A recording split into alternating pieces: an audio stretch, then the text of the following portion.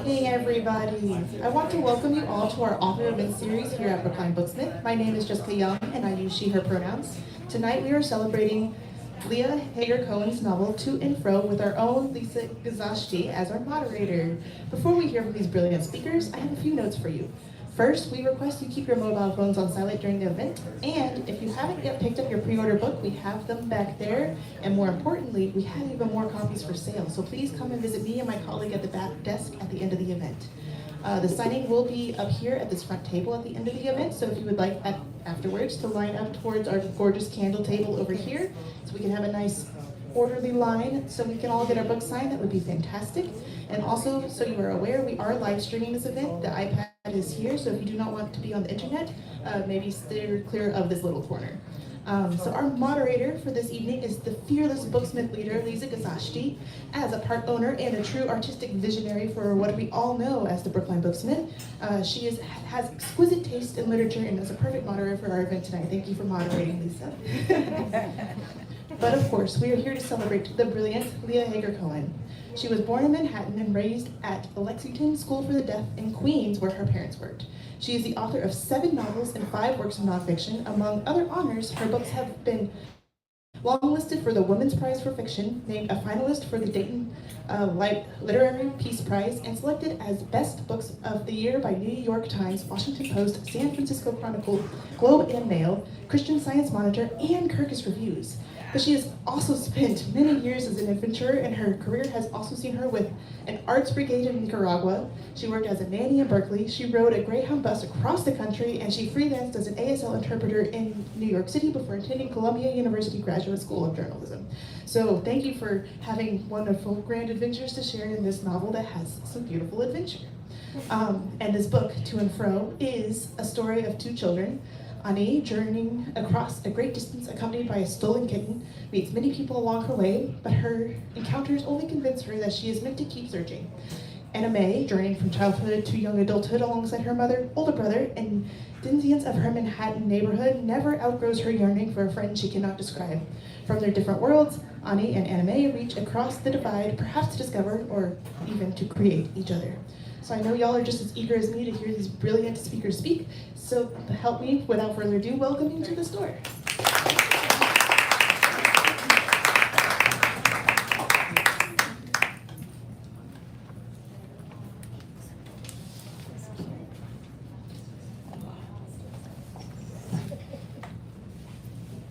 Hello, everyone. Can you hear okay? If I'm doing anything funky with the speaker, just make funny faces so I know what I'm doing. Yeah. So it's a beautiful privilege and an honor.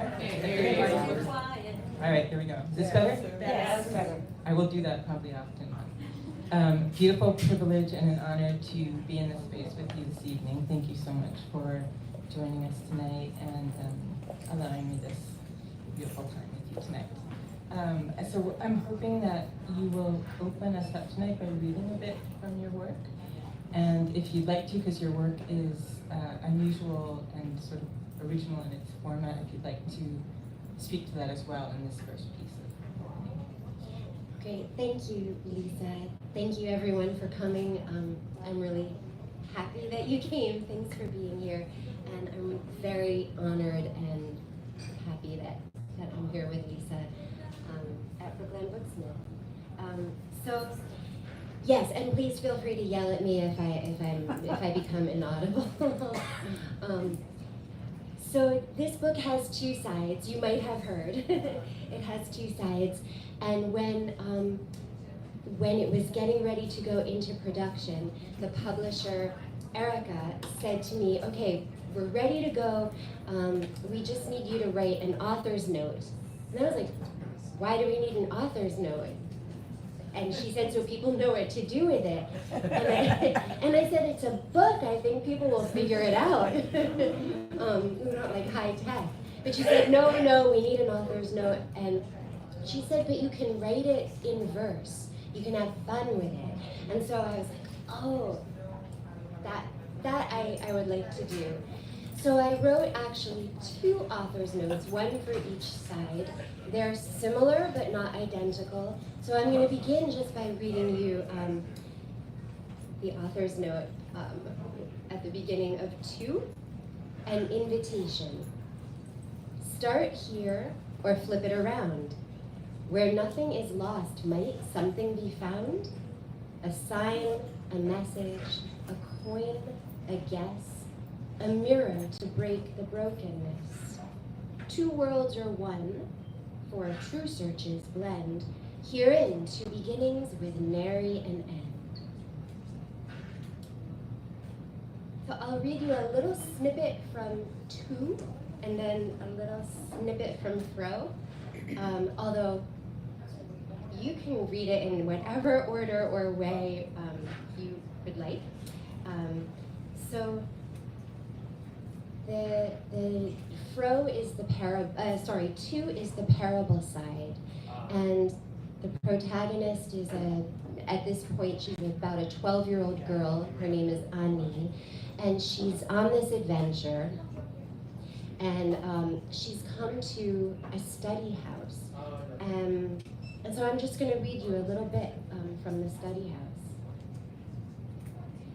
I tried to understand what it was they studied there at the study house. Every afternoon, the same people would return. First came the children. The youngest ones were little enough to be carried in on the arms of their mothers and fathers.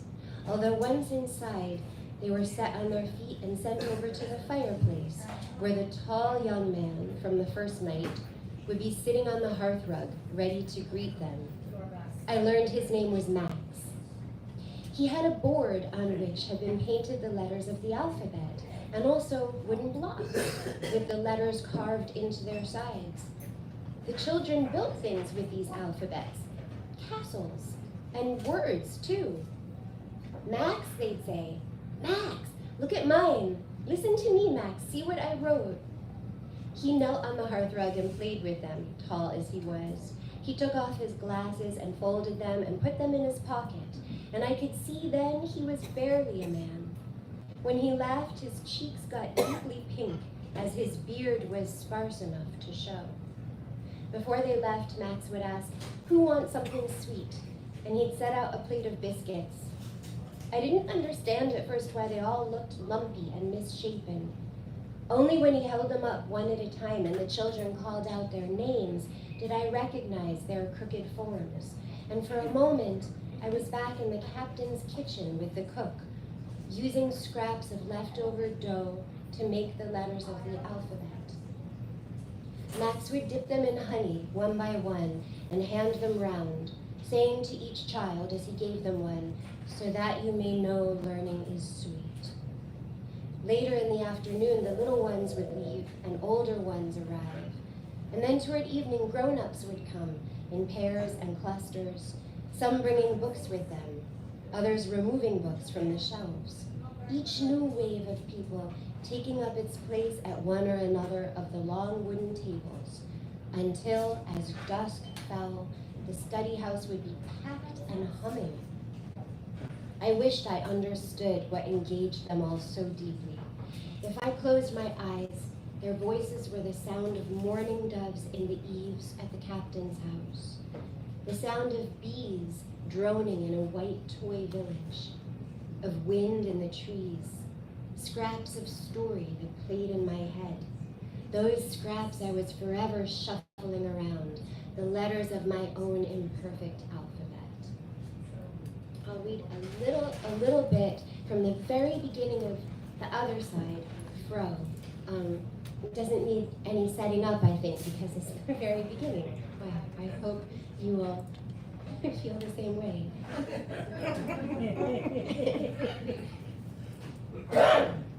Anna Mae Galinsky was serious to a fault. She'd been that way as long as anyone could remember, even in the crib. She was not glum. She didn't lack a sense of humor. She was just serious about most things, joy included. Everyone who knew her agreed on this without disparaging her for it, or if disparaging her, doing so fondly. "Lighten up, Anna Mae," her older brother liked to say. This never had the intended effect, but rather its opposite. It made her feel heavy, the weight of being reminded she was alone. But "You're not alone," her brother would point out. "Danny," their mother would say, "respect her feelings." "What?" "She means lonely." She didn't, though. She meant alone. Would it always be this way? As a little girl, Anime had been susceptible to earaches and spent many painful hours convalescing in her mother's bed, cradling half a warm onion against the infected ear. Her mother, a scientist, said there was no data to support the use of onion poultices. Nevertheless, she would always slice an onion, heat it in the microwave, wrap it in one of her late husband's wool socks, and deliver it to Anime in bed.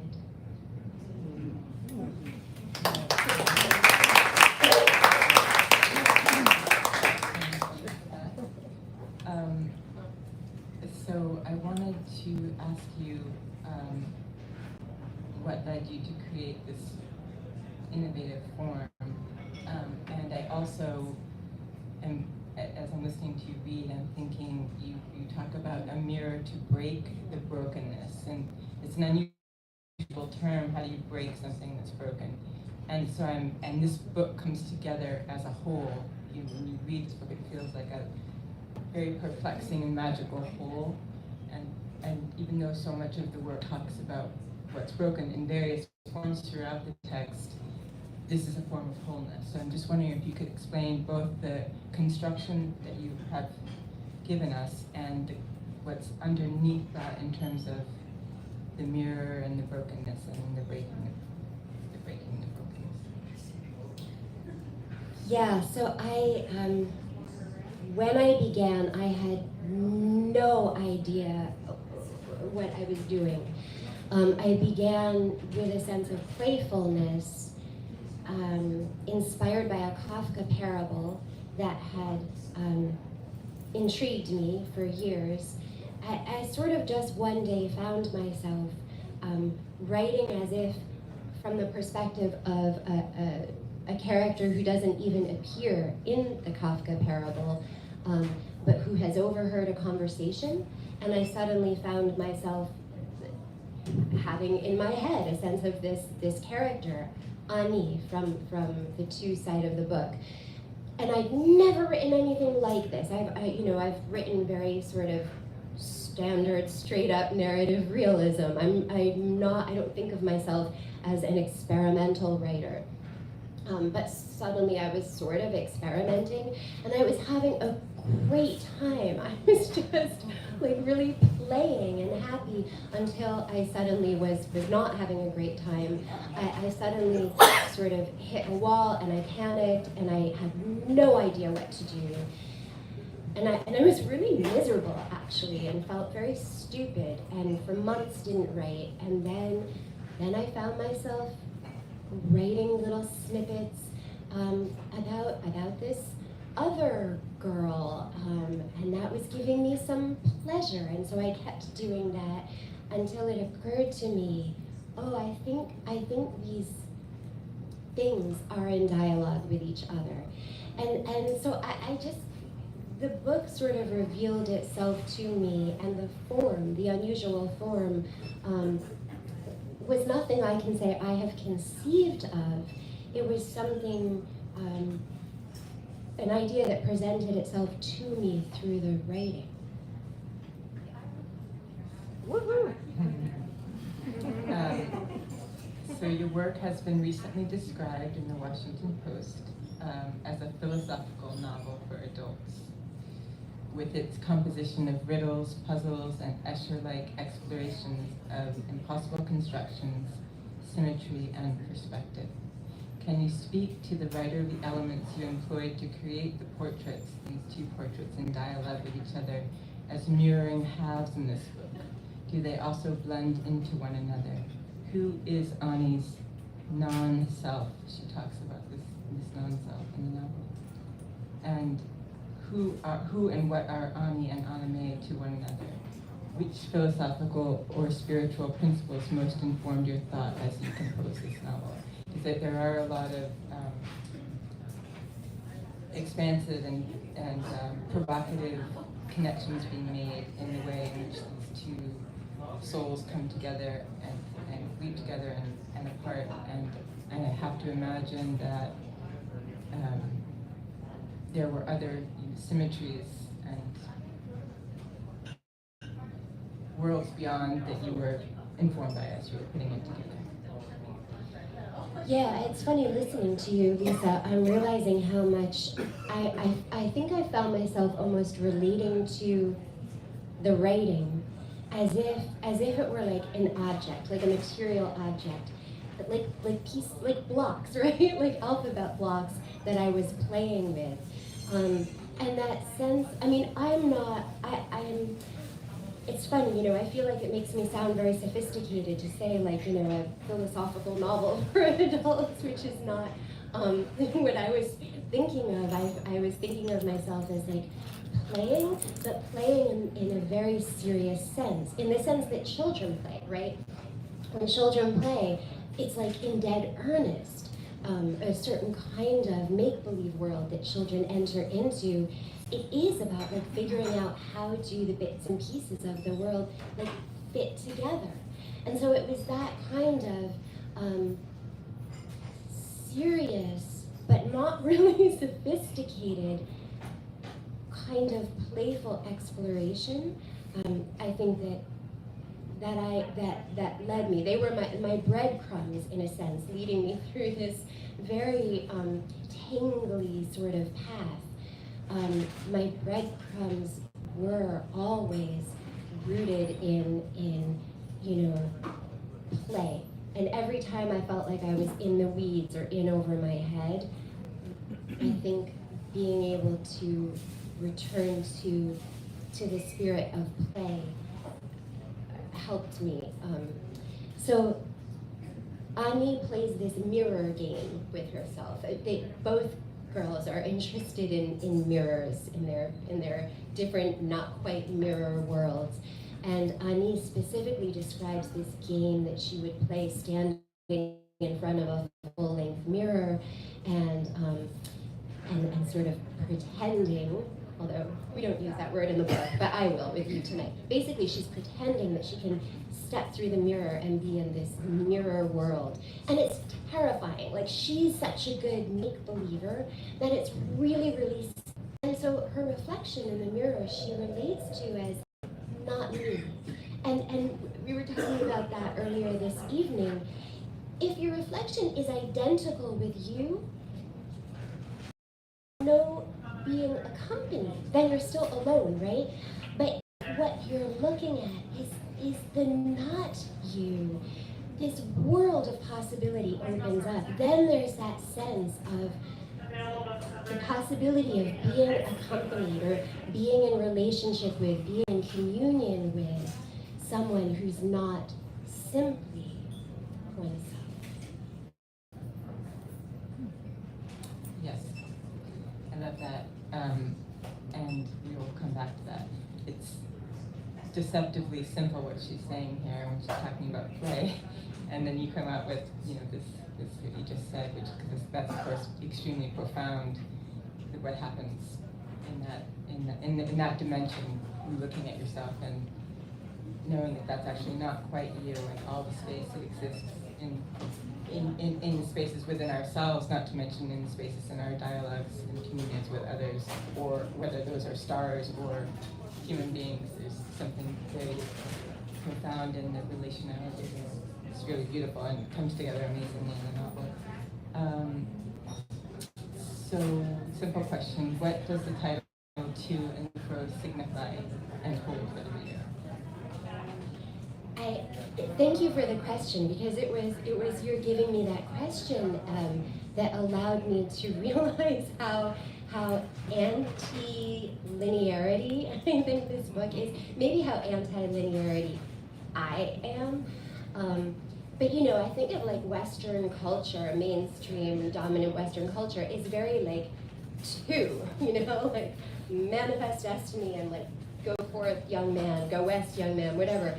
This idea of two is so important in our culture.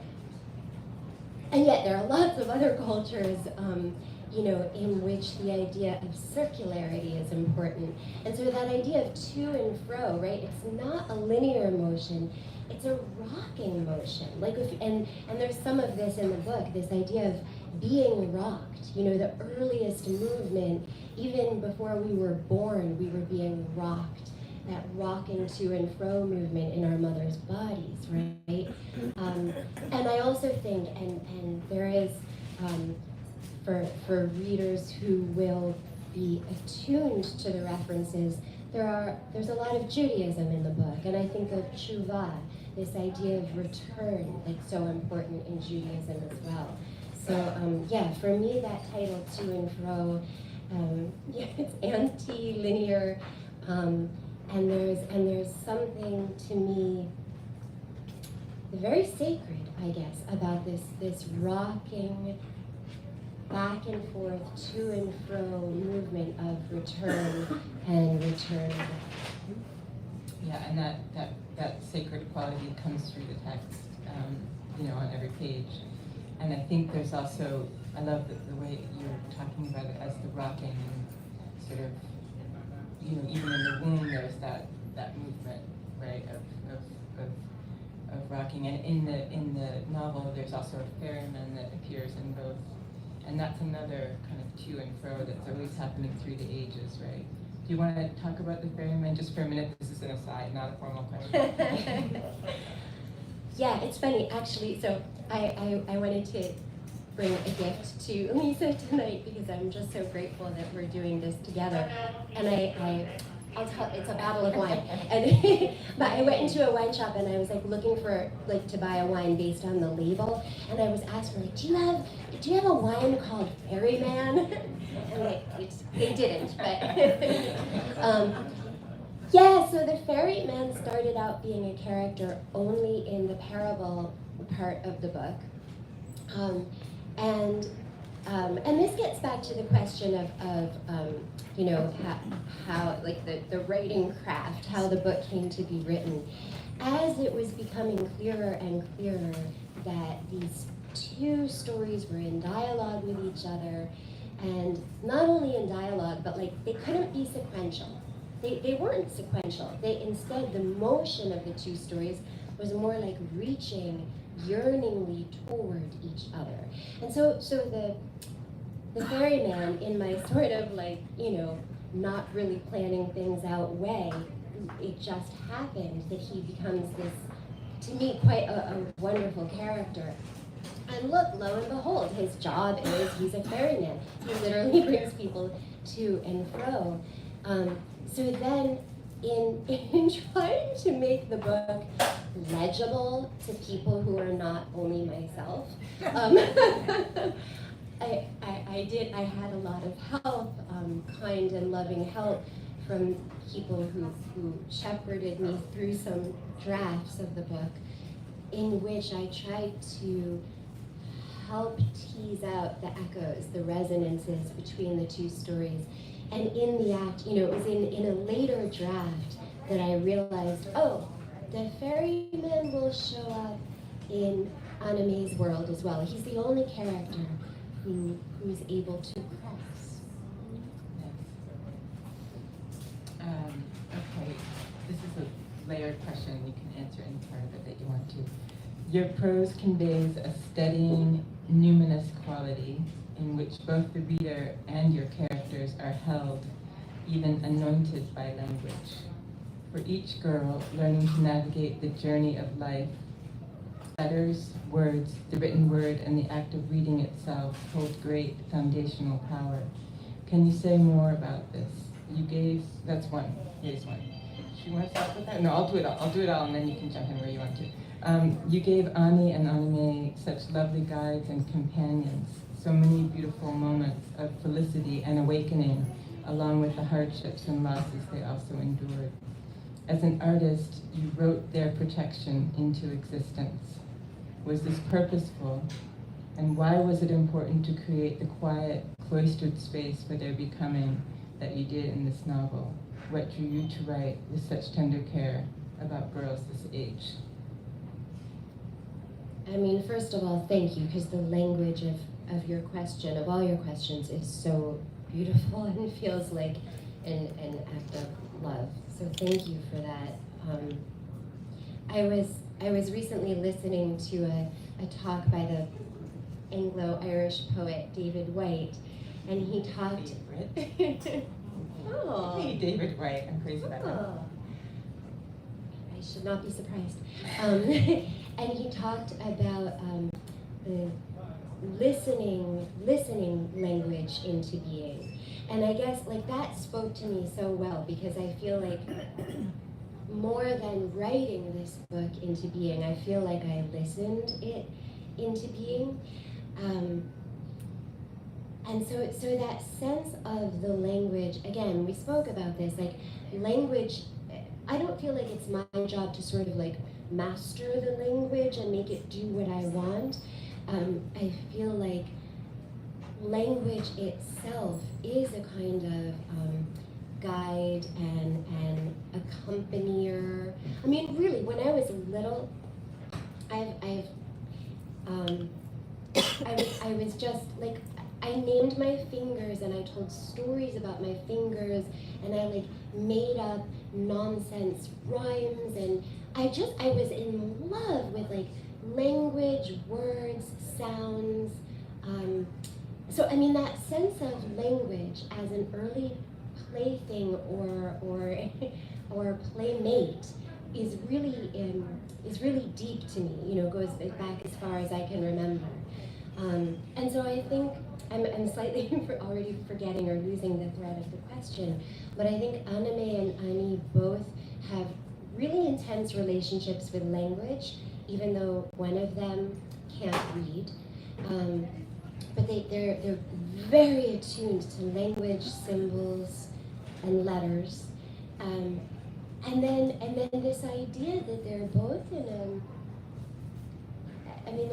a safe world, right? So this question was put to me during the writing, or an observation was made to me, like, that's interesting. You have these two sort of, I don't know, young adolescent, on the cusp of adolescence, female characters. You've sent them off on their own in the world, more or less. No harm comes to either of them. There's no threat of violence. And it wasn't until I heard the question that I realized, oh right, that would be more normal, right, more usual. That's the narrative we expect when we're dealing with people in female bodies on the cusp of adolescence. And at first I thought, like, well, gosh, am I avoiding something? Am I being too timid? But, you know, is it a failing on my part to put them in such safe worlds? But first of all, it's the world I listened to them being alive in. And then I also came to feel like it's okay, I don't need to feel sheepish or apologetic about that. Maybe it's good to have more of those kinds of stories in the world.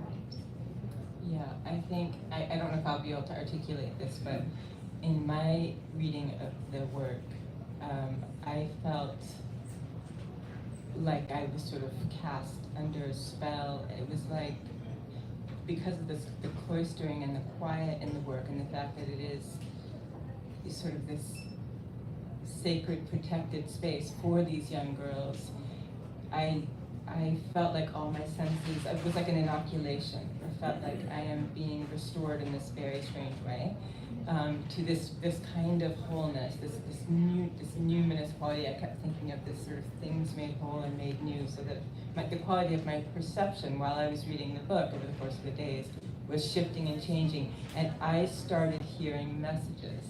And there are messages, and it sounds weird, but it really is true. Messages that were coming to me from a pure place, a place of holiness, like, so that some things that had been obscured, just even simple parenting decisions or just the basics of navigating crazy, frenetic, fractured life, I suddenly was like, other options, just things became visible. And I think it has to do with the flushing out, like the cleansed space where these two beings, and even their loved ones around them, all of the caregivers and the guides, are all sort of working together in this common goal, which is like creating life, protecting life, pushing life forward, asking the most important questions of existence, of the journey, in just this very simple held space. And I just thought it was really remarkable and magical. And in that sense, it's like, you know, the writer in the post called it philosophy for adults, but I felt like almost fairy tale, for like there was something of a fairy tale quality to it, even though in my real life I was making different kinds of actual decisions in the real world that were influenced by the fairy tale. I had entered the portal into the parable world, which I think is part of the quality of this book, that you have these worlds speaking together, and there are like little portals that make their way in the text itself, that you can open up to a possibility that you wouldn't have conceived of at your age, you know, right? So I was entering into that beautiful quality of the 12-year-old mind, and there's something very fertile and wonderful about that, and prescient, and you know, I think even eternal. It's just that we turn away from that, right? So, long story to say, yes. Yes, that was true and really, really amazing. Okay, next question. Anna May's character falls into a kind of paralysis when asked to complete a creative writing assignment in school. Might you read from that part of the book? I loved all those chapters together, bees, creation, and solitary bees. I think it's really important to the conversation we're having now. And then can you touch upon the nature of the struggle for Anna May and how you, as a writer yourself, understand the same reach that she struggles with? Do you overcome your own concerns regarding creation by fortifying an ego capable of conjuring characters into being? Or do you navigate the process in a different way, writing as a way of honoring questions, fragilities, the mystery of creation itself? How do you practice your craft? 3 or 4 questions. But you can start with reading, if you want, Okay, or if you yeah, want to. yeah. However Okay, you want. good. If you want to talk Sure. first and read after, whatever you want. Sure, thank you. Yeah, so, yeah, and here's another thing that took me completely by surprise. Right, so Anna May, the character who is living in basically Manhattan, not in a parable. She's in school, she's in 6th grade, and she gets an assignment. It's the creative writing unit in her English class. And she completely, yes, she becomes paralyzed. She shuts down, she won't do the work, to the point that she's failing English, and she and her mother get called in to meet with the teacher. And actually, I'm gonna back up one more chapter. So the chapter, I think this will help maybe convey, but a little, maybe, I don't know. Anna May and her mother got called in, both of them together, for a conference with Mrs. Altschuler. They sat in the classroom with its bleach-smelling linoleum floor and its buzzing fluorescent lights and its poster that was supposed to make middle school students think English was cool because it showed William Shakespeare wearing a pair of sunglasses over the caption, "I invented swag."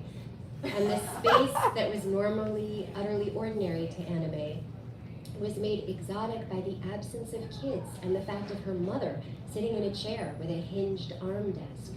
She felt like they were in a play. Mrs. Altschuler came around to sit in front of her desk, her back to the wall of windows.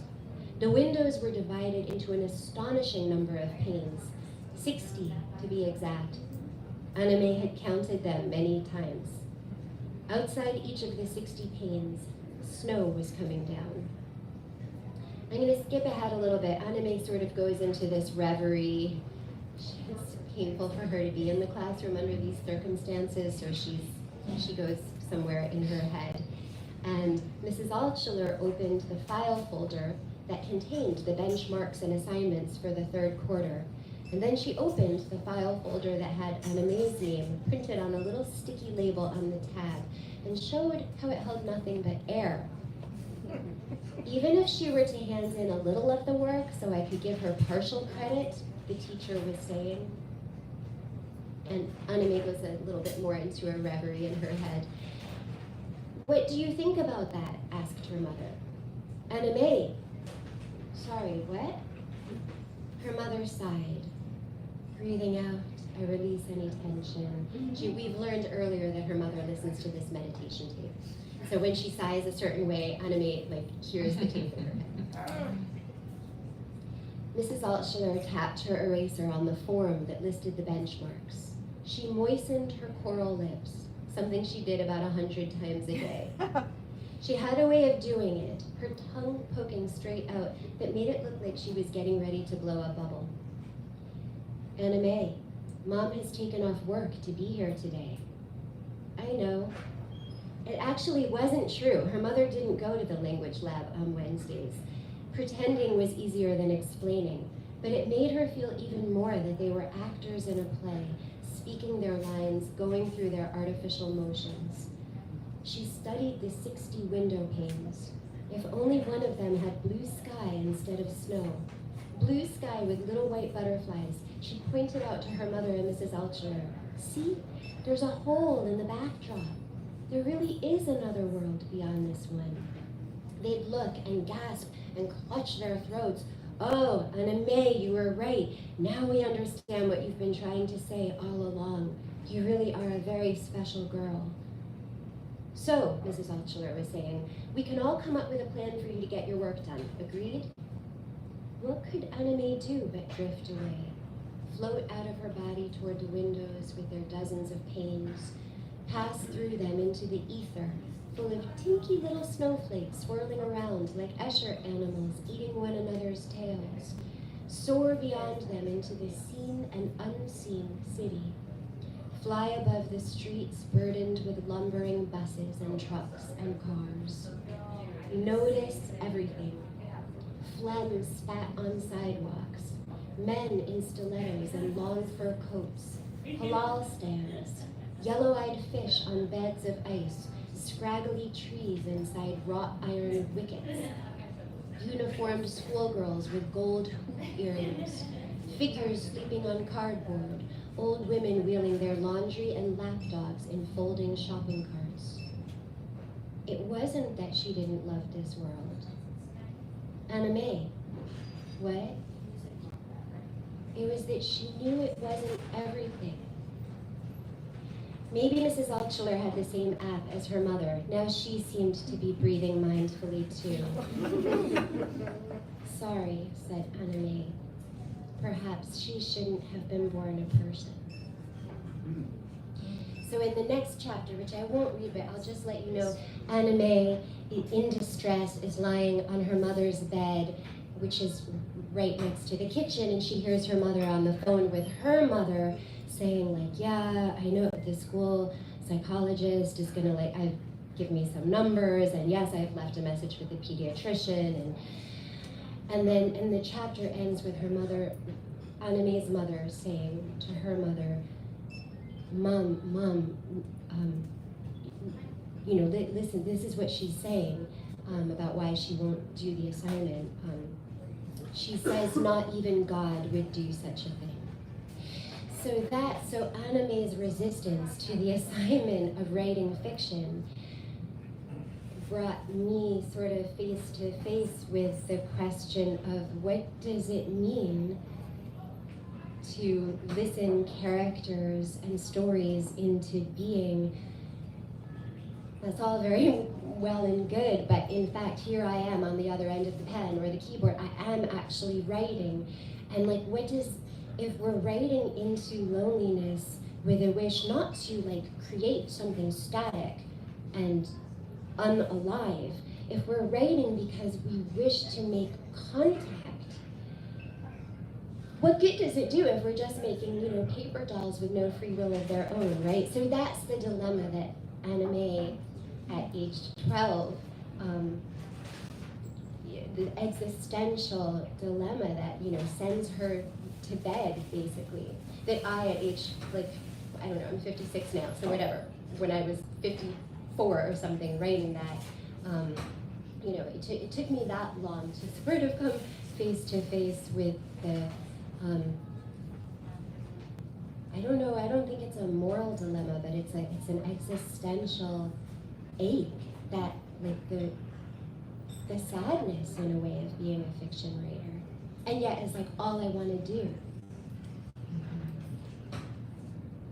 So can you say A, more about the sadness, and B, how do you navigate that, and what are the specific practices or rubrics that you use, however ephemeral, to make a way into existence? I mean, I sort of want to say like, oh, you know what I'm talking about. I don't need to explain it, right? That's always my wish, which is also Anna May's wish. And even though no thing in this book is drawn from my own life, it's by far the most autobiographical thing I've ever written. Like all of it, every bit of the book. So, I don't know, I sort of want you to be like, oh yeah, we know what you mean. But it's,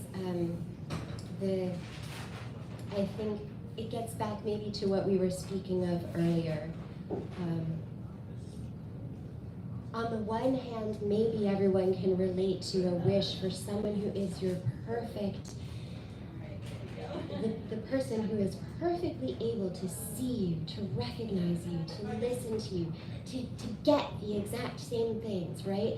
And on the other hand, if such a soul existed, well there'd be no distance between the self and that soul. And so what good is, that's not relationship. In fact, there's a character in the book who later on points out to Anna May, that's not really a relationship. That idealized thing that you're wishing for is not another person who can create this space where you disagree with each other. And that's a creative space. That spaciousness is literally necessary for aliveness and creativity. So actually you should want the sadness and the loneliness and the dilemma of knowing you will never, that's not, it's something you can wish for. And at the same time you can celebrate and be thankful for the fact that you will never arrive at that destination or attain that desire.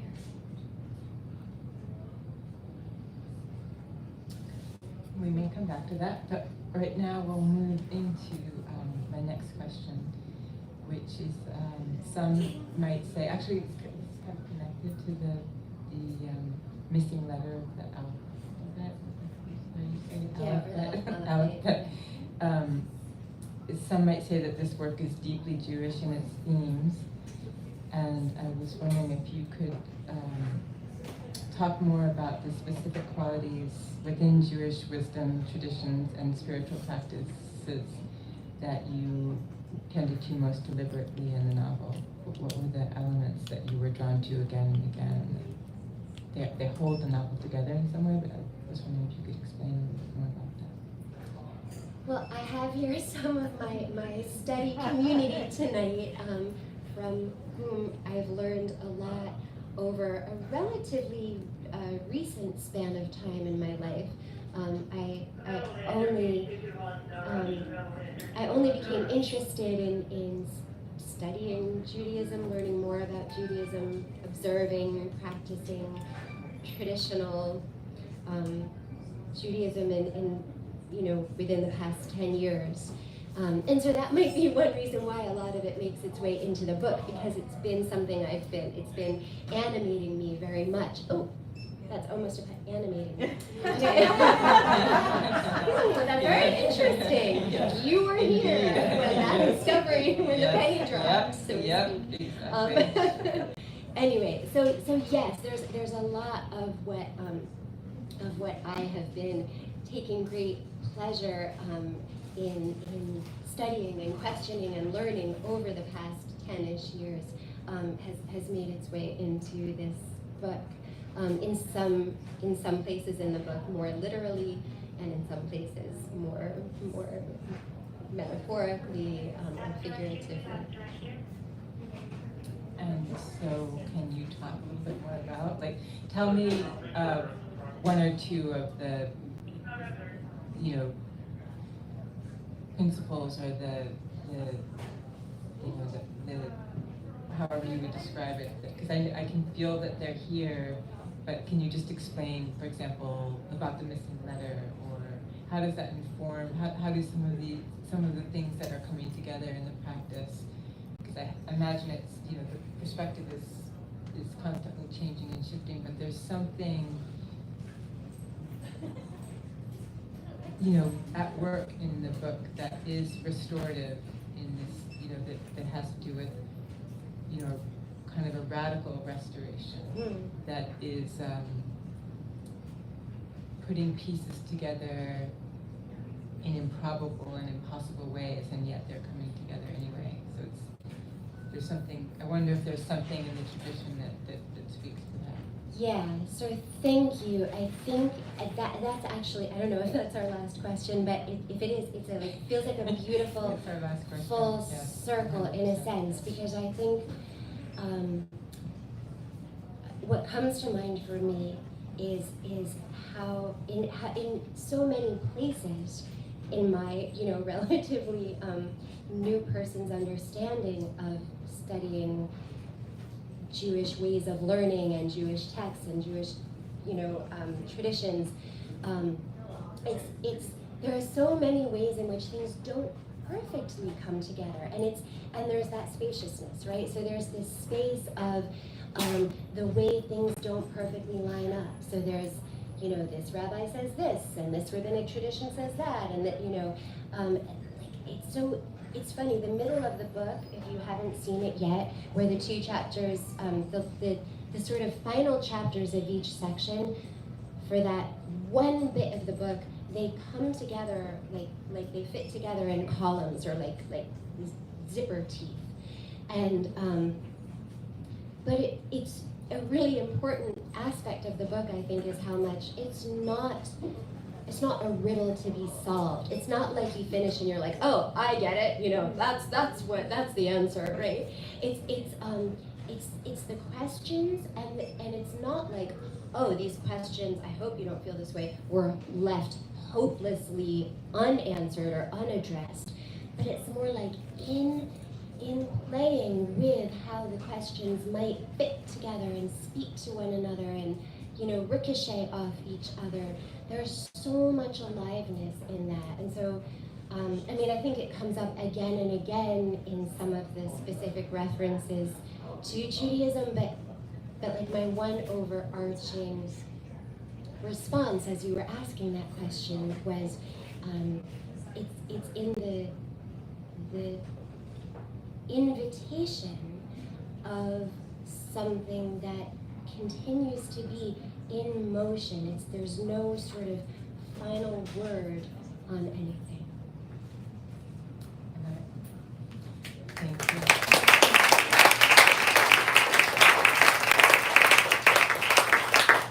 And now we can open up to some minutes of questions, right? Well, I have a question, because I love your voice. I told you that I started to read one of your voices on Audible, and you read it.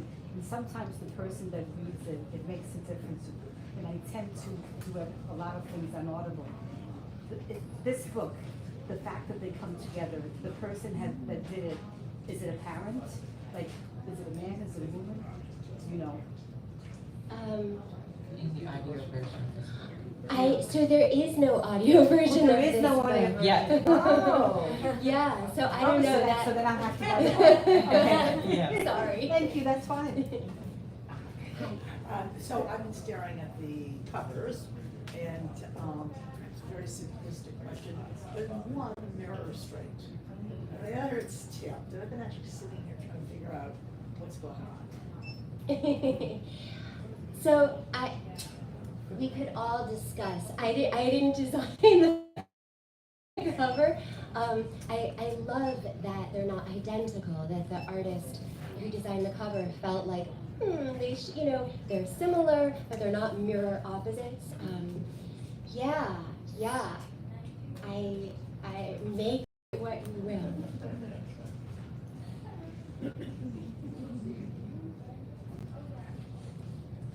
Hi, Leah. Can you talk about the names of the girls?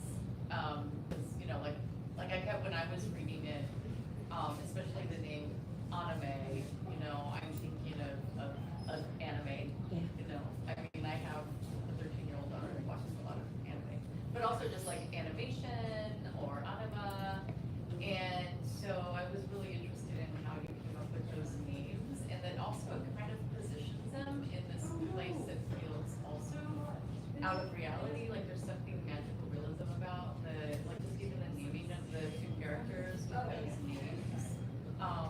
So I was really struck by that. So you can talk about that. Yeah, thank you. So I'm not like an anime and manga person. So that wasn't actually like on my wavelength when I came up with Anime Galinsky. And I realized that for a lot of people, it would set like that would be a natural association, which I feel like is almost unfortunate. I mean, I don't know, maybe it's fortunate. Maybe like you'll find a way in which that sparks something for you. It was unintentional on my part. I have to admit, I think well, partly I knew a girl named not Anime Galinsky, who had a lot of earaches. And so I think maybe that name came to me from this girl I knew as a child. Maybe I also was drawn to the slightly old-fashioned sound of it because if I had my druthers, it might be otherwise, but I seem to be like terminally out of fashion and old-fashioned in some deep spiritual way. Anyway, so that's anime. But then the other, so that story, as you might have picked up on, that story is told in the third person. So we kind of needed a name for that character. The parable story is told all in the first person, and for a long, long time, that character had no name. It was just a first person I, which I actually really liked, her having no name. And it was an editor who thought she might acquire the book, who did not in the end acquire the book, who felt really strongly that that character should have a name. And in my attempts to try to figure out how to make this book something that others could receive, I was like, okay, I'll give her a name. And it did feel right that it have not a direct correspondence, but some fractured echo of anime. And then in Hebrew, the transliteration of I or I am is ani. So that just felt right.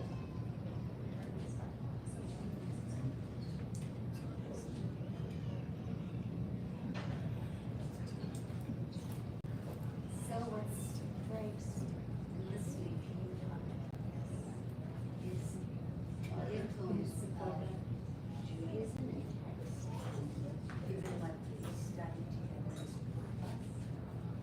That the messiness of this, the messiness in that it's not what you expect, characters don't do what you expect them to do. I only read a little bit of it so far.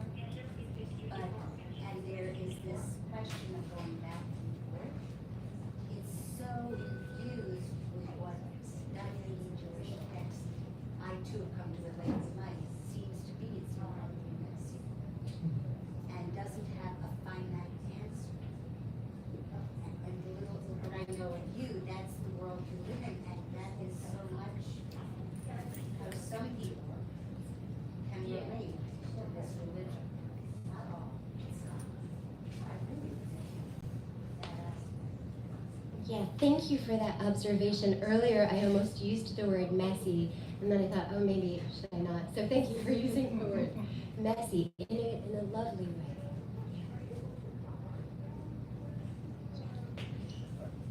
From what you said, and it sounds that this was not, you didn't write it in a linear fashion, but can you say a little bit more about that process, about how much you worked on the anime versus the did you go back and forth, or were there big chunks where it's one or the other? Yeah, thank you for that question. So I probably wrote, I'm guessing maybe I had 50 pages of 2 when I hit that wall, and then didn't write for a little while, and then came back and wrote, I don't know, maybe 15 pages of what became Fro. And from that point on, I went back and forth a lot. And I didn't know yet what form the book would take. I mean, at that point, it seemed so unlikely that it would ever see the light of day, honestly.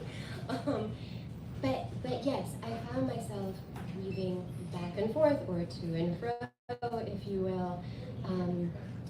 I needed to do it that way because I didn't know what I was doing. And so I would get more clues, right, more breadcrumbs from each narrative, and that would help me see just a little bit more of then what was going on in the other protagonists' search.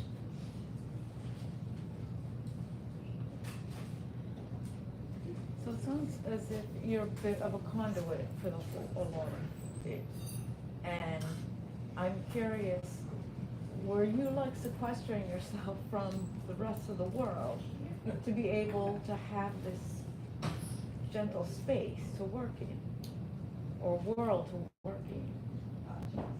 Because it's still like, whatever it was, 2022, 2023, whatever, like all this other stuff is happening. I haven't read it, and it was a fluke that I came here, but I'm crying listening to what you're saying. So I can't wait to read it, but I already know I'm going to be sad when it's going to be over. Well, thank you for coming. I'm glad you came by accident. It reminds me of how this book came about. And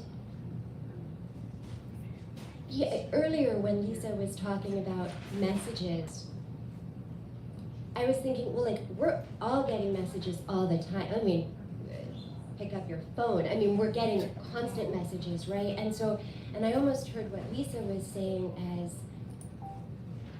that it might be healthy or restorative if we can make spaces to get the other kinds of messages too, right? So maybe for me, and thank you for what you said about a conduit. I mean, I think that is the hope for anyone who makes art or who makes stuff, right? Like, is to be more of a channel than a in charge person. And I do think, right, for everyone in this room, how we tend to this space that we need to be, just to keep being. Like, we all need to figure out what's going to allow us to be. I didn't know, like, so I don't sort of sequester myself. It's funny because we talked about the word cloistered in a, as Lisa said, in a good way.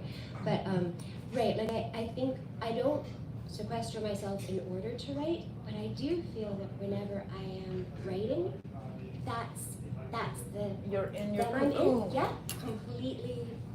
So do you have to do like a transition when you have to then like interact with people after you've been working in your cocoon or doing the stuff, all the juiciness and whatever, and then like you kind of have to, like you said, now you go catapulting back, boom, now you're in this world, and in the bookstore, and in the street, and in the grocery store, and it's like, oh, this whole other world that you have to interact with, and people are expecting you to be like that and not in that. You know, the language is tricky. We don't have a word in English, or if we do, I don't know what it is. What's the word that you know in your language? Do you have a word? No, maybe there's one in Greek or something. But I'm finding this over and over again that I want to say to people, we need more words of gratitude. Like, just saying thank you to someone isn't enough. Like, I need an exponential level to express to someone the thanks of this thing that I'm thinking. So it's a similar like this. But I can't wait to read this book. I'm going to read it like a starving person. But when you were talking about the magicalness and this healing thing that was happening with you as you were reading it, and how you were able to like transport something, this essence or something, magic, I don't know what to call it, elixirness of the words, into how you could shift in your role as a parent, or how you were making decisions. It alchemized in you somehow. Correct. So I think we are ready to say thank you for being with us tonight, and thank you all of you for coming and being here.